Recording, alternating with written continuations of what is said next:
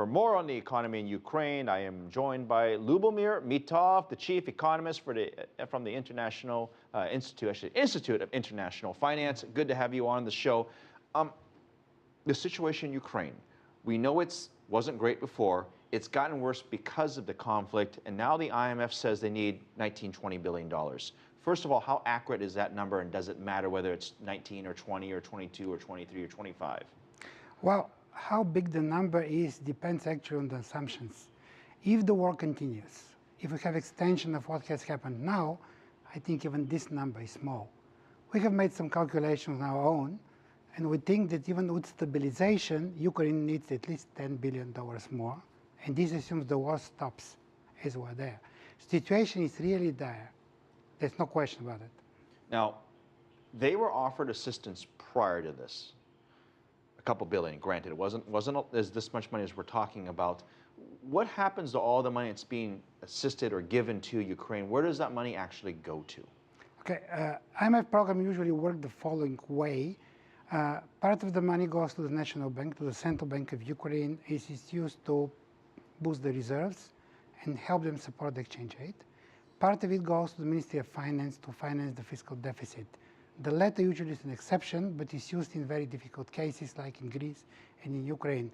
So basically right now the IMF and other bilateral donors are the only sources of financing for Ukraine.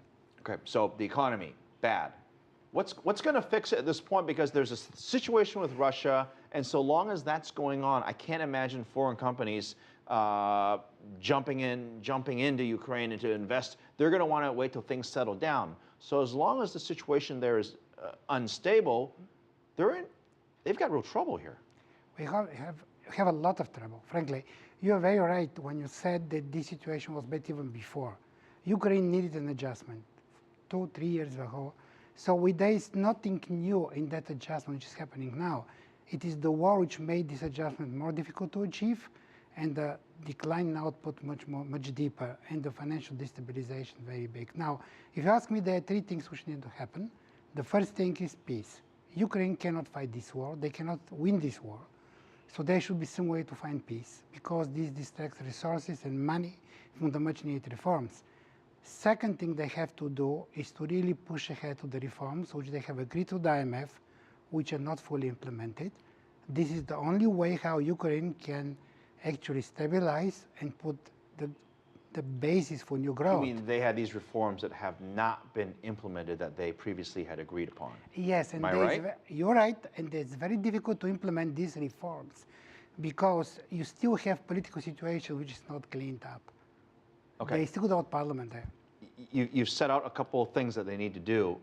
To be honest, it doesn't seem very likely at this point that those things are going to happen. Given that background, isn't it fair to assume that things do get worse and one has to begin to worry about sort of the stability of some of the big cities at this point?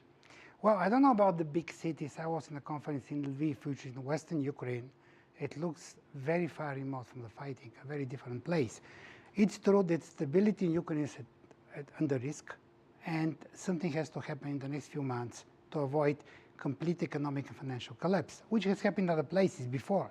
But the real important thing is for the Ukrainian government, Ukrainian people, to really focus on the economy, on the reforms, and to try to break with the past. Because Ukraine has actually lived for 20+ years in a twilight zone between Soviet system and capitalism. And all this controversy, if you guys remember, all this controversy began because Ukraine wanted to side more with Europe. And that's what angered Russia, essentially. So where's Europe now? Well, actually, it's not quite true. All this anger was there, all this problem was there before that. Russia promised $15 billion to Mr. Yanukovych to keep him in power. Instead of $15 billion from Russia, Ukraine has this money from the IMF. I agree with the point about Europe. Europe needs to do more for Ukraine and has to have a much longer term and deeper look at Ukraine if they want to do them. I would say the following thing: Ukraine needs a Marshall Plan. But the Marshall Plan you can do only when the war stops and you have a full, clear authority in the country and political will to do the reforms. Well, they need a big plan for a very big problem. Lubomir Mitov, chief economist from the Institute of International Finance. Great to have you on the show. Thank you very much for your insights.